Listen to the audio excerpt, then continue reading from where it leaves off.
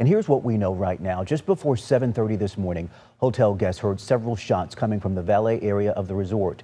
Witnesses say that's when people started running, and investigators say the Reno Police Department arrived on scene within 2.5 minutes of that shooting. They found the suspect and there was a shooting involving police. They say that suspect is now in custody and has been taken to the hospital. We do have videos from the area as people actually watch the scene from their hotel. Here's the latest update that we learned from this news conference. We now know that 6 people were shot at the Grand Sierra Resort in Reno. Sadly, we have learned that 3 people are dead, 2 people still in critical condition as we speak.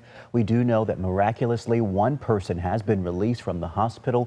We're told there is no connection between the suspect and the victims, and the motive is still unclear because it's just so early in the investigation right now. There are the videos that people shot from their hotel room as this scene was unfolding. Now, we do have a live reporter there on scene who's been working to gather information. So I want to go out to our Becca Habeger. And Becca, I understand that at least 1 officer was also injured, perhaps from glass fragments, they were saying. Yeah, Chris, the law enforcement officials here today said it's incredible and wonderful that not more people were injured in this incident, especially the law enforcement officers who responded within minutes.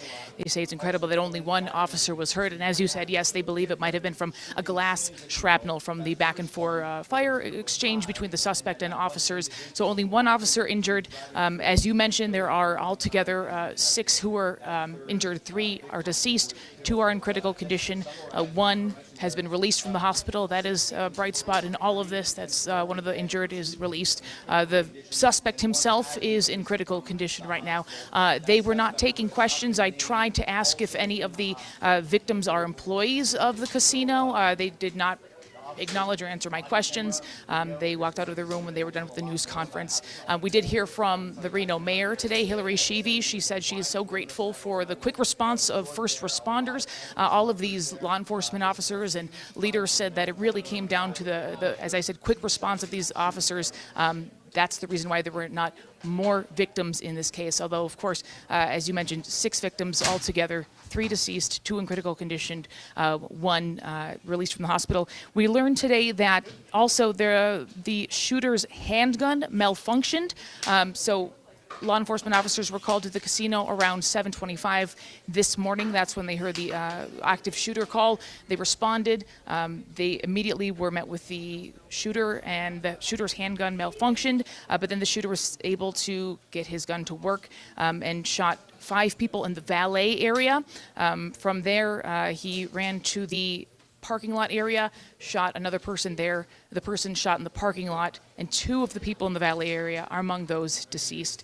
Right now, as you said, Chris, there is no known motive, no known connection between the suspect and the victims.